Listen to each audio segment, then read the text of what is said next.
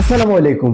আপনি কেন চিন্তা করছেন? দুনিয়ার কেউ চাইলে আপনার ক্ষতি করতে পারবে না।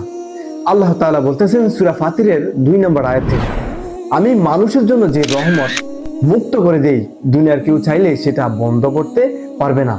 এবং আল্লাহ তাআলা বলতেছেন, আমি মানুষের জন্য যে রহমত বন্ধ করে দেই, দুনিয়ার কেউ চাইলে সেটা মুক্ত করতে পারবে না।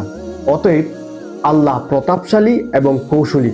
আল্লাহ তাআলা 3 নম্বর আয়াতে বলতেছেন, হে মানুষ, তোমাদের প্রতি যে রহমত দেওয়া হয়েছে, যে নিয়ামত দেওয়া হয়েছে, তোমরা তা স্মরণ করো এবং আল্লাহ তাআলার শুকরিয়া আদায় করো। আল্লাহ তাআলা এই জায়গায় আমাদেরকে একটা প্রশ্ন করেছেন, এমন কোন স্রষ্টা আছে কি যে তোমাদেরকে আকাশ থেকে এবং জমিন থেকে রিজিক দেয়? এমন কোন স্রষ্টা নেই। ইন্নাল্লাহা মা সাবিরিন। যদি মানুষের সবুর এবং ধৈর্য না থাকে, তাহলে মানুষ ধ্বংসের পথে